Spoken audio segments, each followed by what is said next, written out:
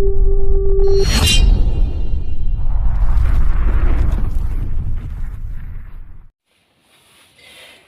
বন্ধুরা, আজকে আপনাদেরকে আমি ডিজিটাল মাল্টিমিটার কীভাবে চালাতে হয় সেটি শেখাবো।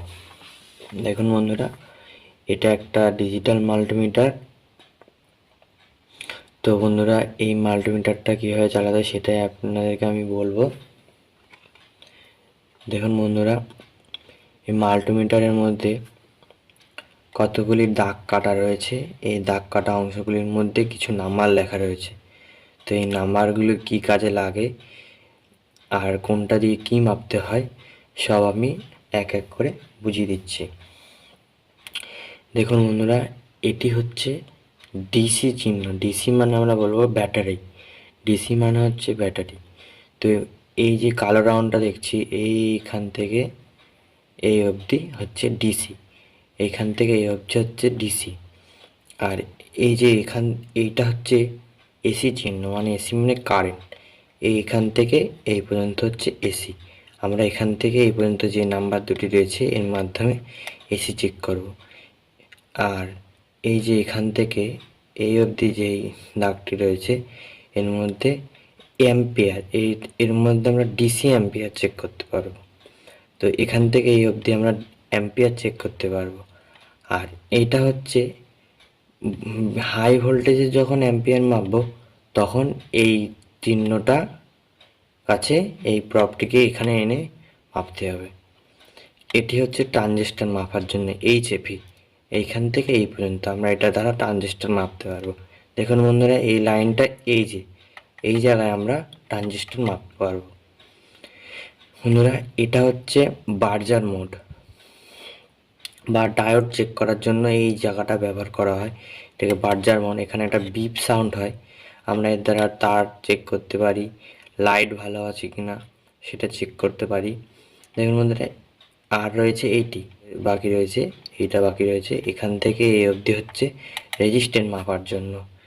তো রেজিস্ট্যান্স কি নিশ্চয়ই বুঝতে পারছেন না বন্ধুরা। রেজিস্ট্যান্সের আরেকটি ভিডিও বানাবো, আপনারা যদি কমেন্ট দিয়ে বলেন তাহলে আমি একটা রেজিস্ট্যান্সের ভিডিও বানাবো। এমনি এখন আপনাদেরকে আমি একটি রেজিস্ট্যান্স দেখাবো। তো সবার প্রথম আমরা এসি চেক করব, এসি লাইন চেক করব, মানে এসি মাপবো, এসি লাইন মাপবো, কারেন্ট মাপবো। তার আগে বলে দিই এই যে পয়েন্টগুলোর ব্যাপারে।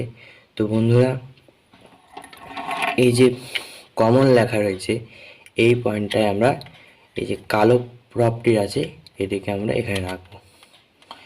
কালো প্রপটিকে আমরা কমনে রাখবো আর রেড প্রপটিকে এইখানে রাখবো।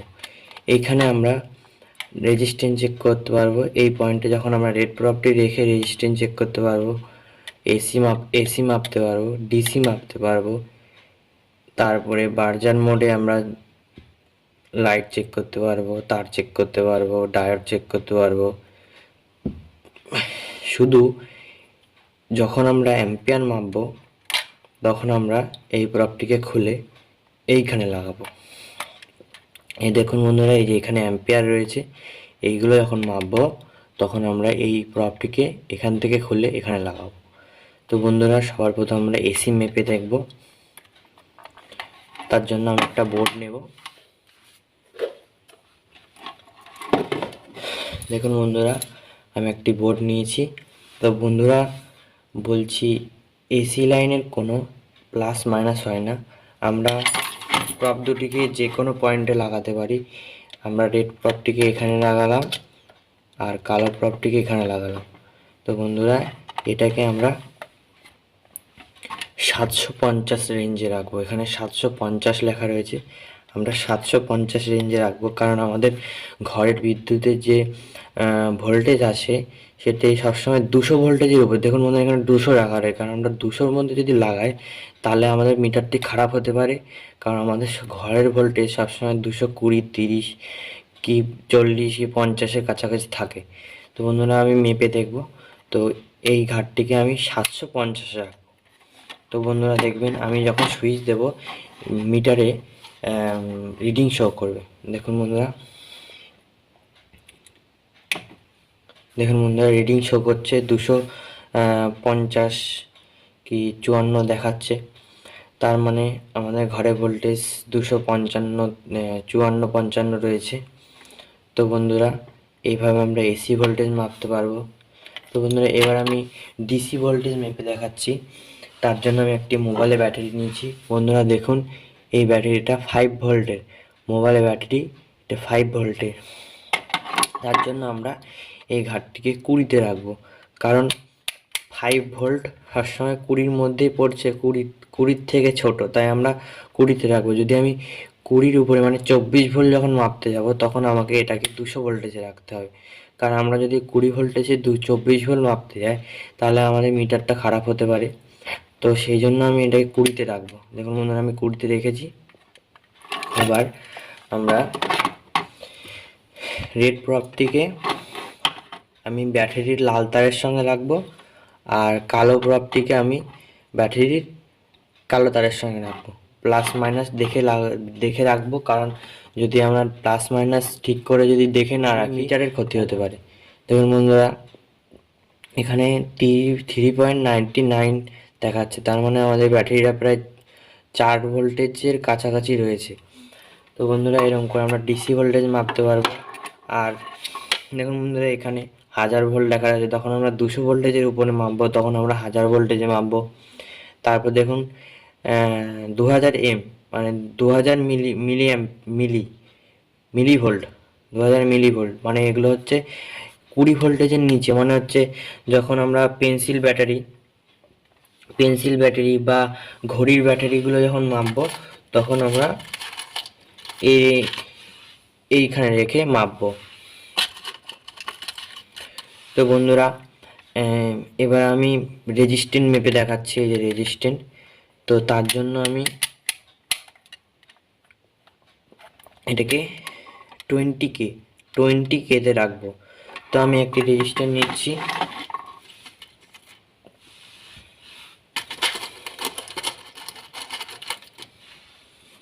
দেখুন বন্ধুরা, এগুলি হচ্ছে রেজিস্ট্যান্স।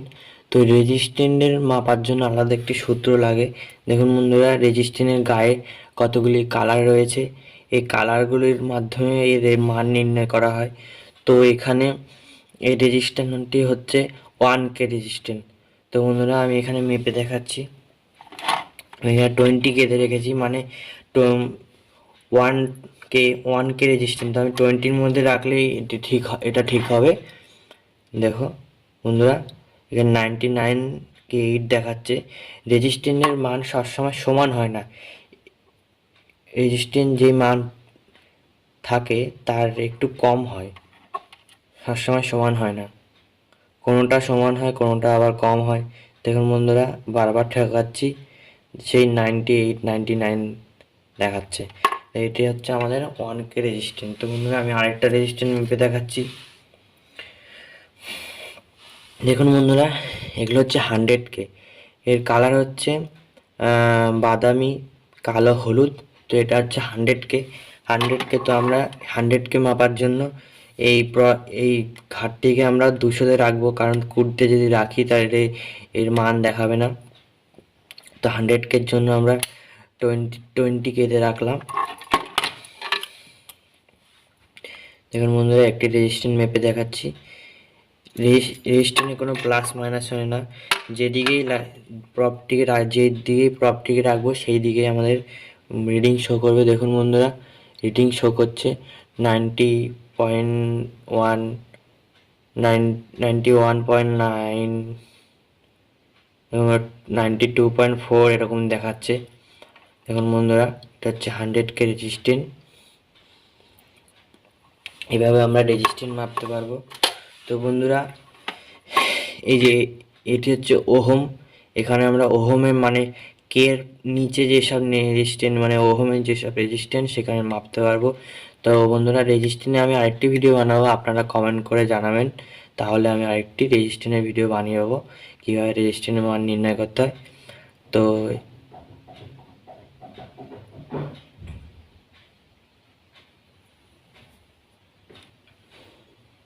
তো বন্ধুরা, এটা হচ্ছে বার্জান মোড। এর মাধ্যমে আমরা লাইট চেকিং করতে পারবো, তার চেকিং করতে পারবো, তারপরে আমরা কোনো স্পিকার ভালো আছে কিনা তাও চেকিং করতে পারবো। দেখুন বন্ধুরা, আমি এখানে প্রপ দুটিকে এক জায়গায় লাগাচ্ছি, দেখুন বিপ সাউন্ড করবে।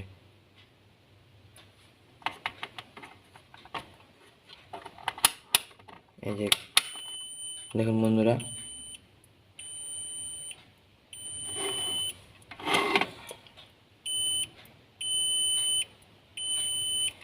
তো আমি একটি তার নিচ্ছি, চেকিং করে দেখাচ্ছি।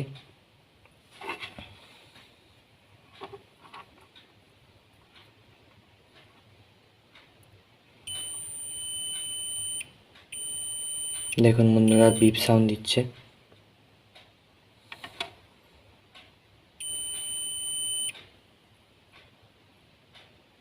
তার মানে আমাদের তারটা ভালো আছে।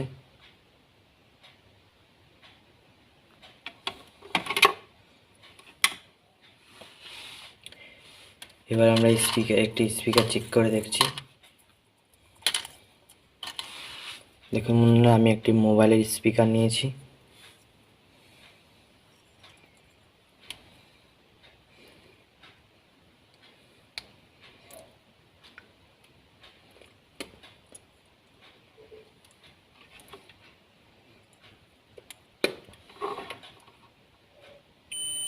দেখুন বন্ধুরা, স্পিকারটা ভালো আছে।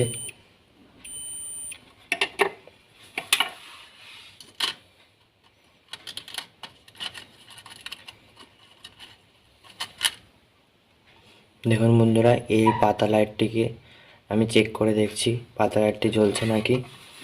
তো বন্ধুরা, পাতা লাইটের প্লাস পয়েন্টে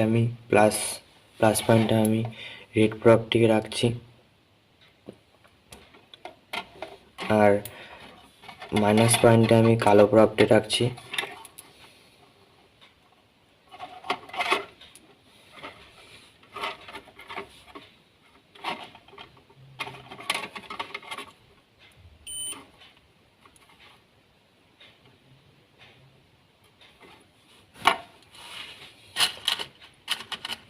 বন্ধুরা, এই লাইটটি বড় বলে এবার লাইটটি জ্বলছে না, এর অ্যাম্পিয়ার বেশি বলে তো আমি একটি ছোট লাইট নিচ্ছি।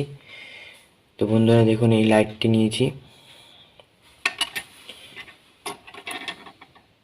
আমি প্লাস মাইনাস দেখে তারপর লাইটটি জ্বালাচ্ছি। দেখুন বন্ধুরা, লাইটটি জ্বলছে। দেখুন বন্ধুরা, লাইটটি জ্বলছে, তার মানে আমার লাইটটি ভালো আছে। তো এইভাবে আমরা লাইট চেক করতে পারবো। তারপর আমরা এই যে বন্ধুরা দেখতে পাচ্ছেন, এগুলো হচ্ছে ডায়োড। তো ডায়োডের সিলভার কালারের এই দিকটা হচ্ছে মাইনাস আর এই দিকটা হচ্ছে প্লাস। তো একটি ডায়োড চেক করে দেখাবো। দেখুন বন্ধুরা, কালো প্রপটিকে আমরা সিলভার কালারের দিকে রাখবো, আর রেড প্রপটা আমরা কালো পয়েন্টের দিকে রাখবো। দেখুন বন্ধুরা, রিডিং শো করছে। দেখুন বন্ধুরা, মাল্টিমিটারে রিডিং শো করছে, তার মানে আমাদের প্রপটি ভালো আছে। যদি এরকম বিপ সাউন্ড দেয়, ডায়োডে যদি এরকম বিপ সাউন্ড দেয়, তাহলে ভাবতে হবে ডায়োডটা খারাপ আছে। তো বন্ধুরা, এভাবে আমরা ডায়োড চেক করতে পারবো। এবার বন্ধুরা, আমরা অ্যাম্পিয়ারে আসি। দেখুন বন্ধুরা, এই যে অ্যাম্পিয়ার, তো আমরা 20 রেঞ্জে রাখবো, আর রেড প্রপটিকে খুলে আমরা এইখানে রাখবো। দেখুন বন্ধুরা, আমি 20 রেঞ্জে রেখেছি। তো আমি একটি লাইটের অ্যাম্পিয়ার চেক করে দেখাচ্ছি। এই লাইটটি নিয়েছি, তো আমরা প্লাস পয়েন্টে আমি প্লাস তারটা জুড়ে দিচ্ছি,